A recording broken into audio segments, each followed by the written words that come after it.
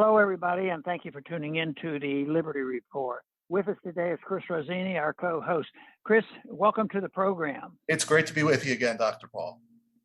Very, very good. I want to talk today about a story. Some people would think this is a minor story, and we see a tragedy occurring. At the same time, the officials who want to control everything we do and everything we think, they want to paint the individual we're going to talk about as the bad guy. The person we're going to talk about is Andrew Wiggins. I have to confess, I'm not up on all the athletics. I love athletics. And yet I know now by just looking into this, because he's been in the news, is this guy is a great, great basketball player. As far as I'm concerned, he's a great individual because he's been fighting with the authorities because they said, you can't even play basketball unless you get your vaccines. And who knows? I mean, over the years, he might have had some natural vaccine. And he is objecting. And Chris, I think one of the best parts about his objection, he says, it's my body. They don't own my body. I should be able to do with what I want. But nevertheless, he and a few others have objected. It's tremendous pressure they put on them because it means big, big dollars, not only for themselves, but, you know, their families are involved and other players are involved, and it's just a mess. But the basic principle is what Wiggins puts out. Where does the government think they have this authority that they can punish a person like this and say, if you don't go and get all these vaccinations, that you are not allowed to play, and we don't care how much money you can make, because all of a sudden this authoritarianism is the only thing they care about. And they're pushing hard on this, and sadly, he's trying to make a decision on that. But one thing for sure, I don't think they're going to convert him to be an advocate for vaccines, because he knows how great the encroachment on his personal liberty has been by putting the pressure on him to, you know, get these shots. And his objection also, Chris, has been justifiable. You know, what do they do? Does everybody know about it? Isn't this a test? This hasn't been fully tested. You know, all the arguments that are out there about vaccine. The other thing that I thought was pretty important, because it's not like he's not studied this. He says they don't even know what the effects will be long term. They come up and tend to hide what happens the first week or two, or a month or two, or maybe 6 months, how many people can get sick. And even those statistics are, distorted, because we don't know how many. But Wiggins brought the subject up. We don't even know what the effect will be on raising a family and what it'll be like in 2 years, 5 years, or 10 years. And he's right about that, because we're dealing with a vaccine that is unique in its RNA manipulation rather than DNA, which is what they've done traditionally. So, Chris, I just wanted to visit with you and just to talk about this case, to show how the overreach, all done in the name of goodness, and guess who's at fault? Guess who's causing all the trouble? Just like they say, the anti-vaxxers, the people who won't get a vaccine, are causing all the illness in the world. So because he's standing up against this, he's the bad guy. He's the bad guy for standing up for what he thinks is his personal liberty. Chris? Right, Dr. Paul. We were both moved when we read, this. He really is a victim because he did something that he did not want to do, clearly, and you can tell by his words. He said, quote, "I guess to do certain stuff, to work and all that, I guess you don't own your body. That's what it comes down to. You want to work in society today? I guess they make the rules of what goes into your body and what you do." And then as far as what you mentioned about nobody knowing the future of this, and nobody does know, he said, quote, "I don't know what it's going to do to my body. There's a lot of stuff. I feel I could go on for days about why I didn't want to get it. Most importantly, I don't know what it's going to happen, what it's going to do to my body in 10, 15, 20 years. I mean, the fact that we're living through this is astonishing, because everybody has to decide, is it worth it to roll the dice? What a tough decision, especially for someone in his position He worked his whole life. He's an NBA star. And all of a sudden, he's put in this position that he has to basically throw his dream away or take this shot that he does not want.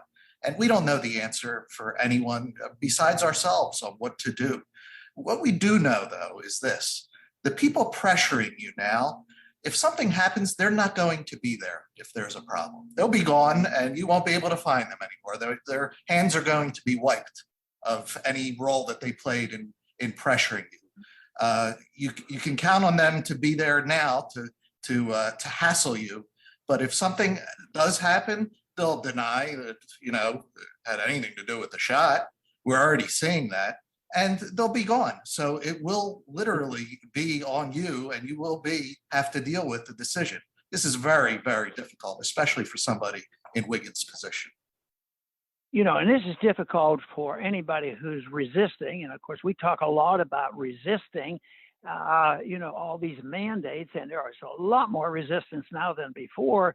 But it just seems like they can sort these things out when they do this to an individual or a company.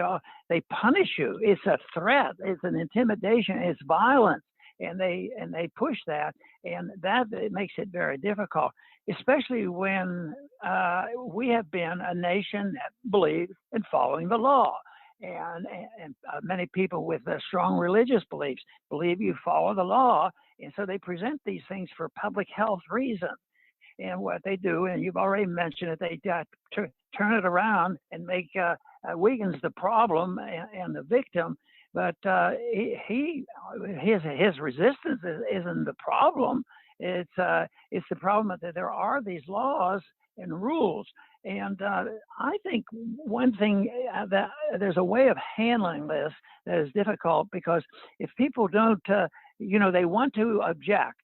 And Wiggins makes a lot of strong points on why, but the financial thing is just overwhelming. But philosophically speaking, he has every right, and we all have an obligation that when the law says you do such and such, and that's what we're dealing with. We're dealing with bad laws being passed by bureaucrats, the laws being endorsed by our courts, and it's a violation not only, of our Constitution, but of personal liberty.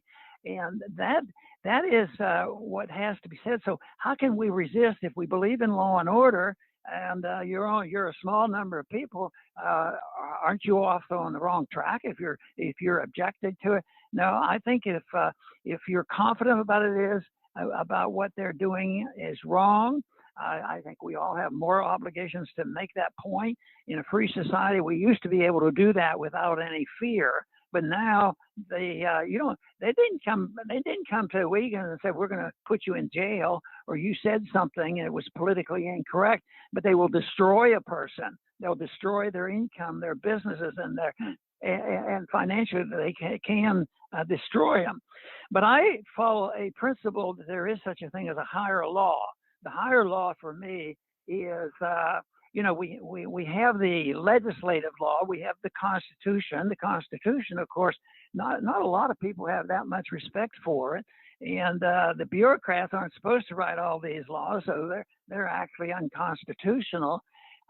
So if there's a lot of conflict there, I think people should be able to, for their personal well-being, should be able to resort to the higher law, which is based on morality, based on, for a libertarian, it's that who's initiating the violence, who's causing the violence, who's causing the problems in society. And obviously, we are contending right here that it's this government regulation on vaccines that's causing this direct problem with Wiggins.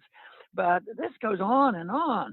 Thousands and thousands of people are being involved. How about the teachers that get fired, because they don't want to take the shot? How about the medical personnel? They're short medical personnel, and they say, well, if you don't get a shot, we're going to fire you, and you're not going to get any welfare benefits, unemployment benefits. And the same thing with the police. The police activity in this country is ruined, because what they do is that the police are then taken care of by the subsidies that they get and the permission. But what do they do if there's a breakdown in law and order? Well, they punish the police, and that hasn't gone so well. But now what they do is they fire the police, and then they say, "Oh, the law and order is breaking out," and then they will find another. They'll find a victim that is completely opposite of being the victim. That's one thing I think, Chris, is happening right now. Anytime you hear a politician or anybody in public life accusing somebody of a certain crime, and certainly this has been the political thing. When one party blames the other party for Russiagate, you might as well figure it out from the very beginning. They're probably the guilty party. So the more they spout off, I think this is true. I've accepted the principle that if you have these do-gooders that are holier than thou, and they want a society where there's no bigotry and no discrimination. Well, my experience in Washington is they're usually the ones who are the most racist. So, but you're on the wrong side of the emotions, and that's what's happening here. I don't know, but I think, Chris, one thing that attracted us to this incident is maybe Wiggins will wake up some people because they respect him for his ability, and he's standing up for the right thing to do. Yes, Chris. Yes, let's hope so. And, I hope more and more people are seeing that this is a subscription service that you're being forced into. Is in Israel, it used to be that, okay, you got your freedom after you got your 2 shots. Well, now that's changing. Now you need 3 shots. And if you had 2 shots, you lost your freedoms again. This is why America's founders said that freedom does not come from the government. It comes from our creator. This is what it looks like when freedom comes from government. You're going to get your shots or you're going to lose your freedom, and the shots are going to keep coming, and they will keep coming. Yesterday we did a show on Merck, on how they've developed this pill with taxpayer money, and they're charging 40 times the cost of making it. Do you think that there will ever be a time where the big pharma companies will say, okay, that's it, no more, we made enough money out of this, government will stop forcing them to use our products, we should stop making billions of dollars? Do you think that will ever happen? It's kind of like the wars. Once those wars get started, they become endless. And if this climate change dystopia ever comes about, there will never come a time where the government says, okay, we're done surveilling every move you make. The climate is fine now. It's perpetual stuff. So that's what we could expect with these shots. You could expect a 4th shot or no freedom, 5th shot or no freedom. So is this the hamster wheel that you want to put yourself on? Again, this is an individual decision. Some people say yes. It's for each of us to decide whether or not we want to live this way. To further give an example of what I was talking about is they flip it, and the person standing up for the right thing to do and the moral thing to do, and not get bogged down in what the regulators should do and artificially punish people like this. But in this case, the San Francisco Chronicle came out hard on condemning Andrew Wiggins. It used to be a person like that was sort of a heroic person, especially standing up for the right and being a good athlete and all these things. So they said he is a terrible person because what he did, he had this wonderful platform. He's well known, and he actually used the platform and his popularity to spread fear and doubt about the vaccination. That he's there destroying the world. He's an anti-vaxxer, and these are the people who are the bad guys. And this to me is something that's hard for people to understand. Why would they do this? And quite frankly, I think there's a sinister force behind a lot of what most of them are doing, and that is that they have a goal of remaking our whole society. They would like to see the economy crash and the social fabric crash. That's why they're anti-religious and whatnot. And that way, they have been blunt about it. Then they can restart and rebuild. a perfect, socialist Marxist economy. That's why this cultural Marxism is not a joke.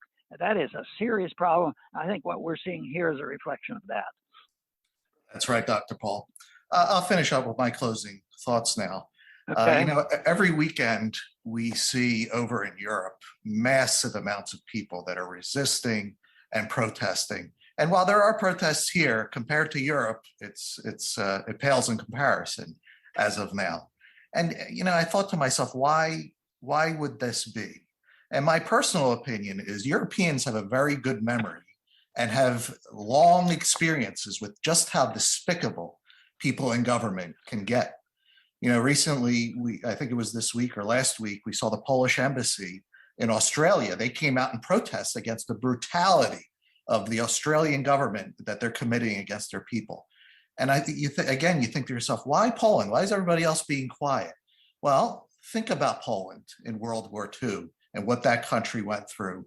They got a double dose with Stalin and Hitler, both invading them. So they see tyranny a lot quicker than here in America, where we don't really have a reference. Here, we're more likely to think, they'll never do that here. It'll never get that bad here. Listen, we're people. Human nature does not change. And it's taking longer for Americans to wake up because we do not have the reference that they have in Europe. They know just how evil people can be. So, and that may be why this is happening so quickly, especially here in America. You're not supposed to think. You're just supposed to obey. Don't question anything. Don't question science. Just listen right away and fast.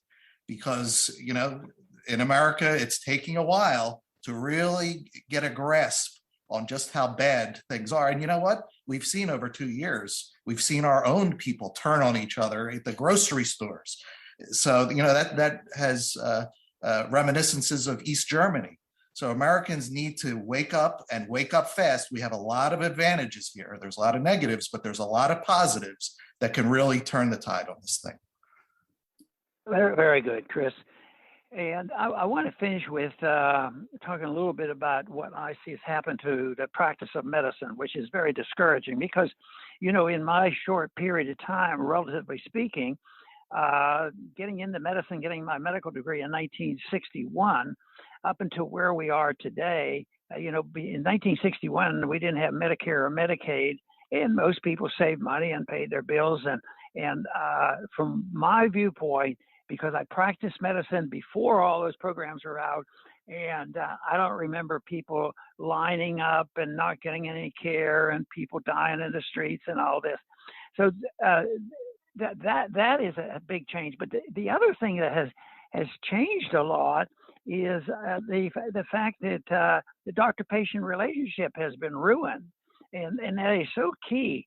And I think in a way this is what Wiggins is talking about, even though he's taken it upon himself, which he has a right to do, to say that he ought to have a choice in this. And because I do believe that him making a choice doesn't hurt anybody else. By those choices, this idea that because he isn't vaccinating, he's a threat to the community. See, that's just not true. And yet that is what they use that and try to put you on a guilt trip. They put you on guilt trips, and they also put you on the fear of them wiping you out financially. And this to me is just so outrageous. And the other thing is and we've mentioned this quite a lot. Both you and with Daniel, we talk about this and we're concerned and we have our opinion, but our opinion is sort of what we want to protect. We don't have Wiggins to say that he should decide what should be done for everybody, but there is the principle of voluntary choices. People make up their own minds how they will be treated. And so that's what we're arguing for, and that is not that we know who should or who should not.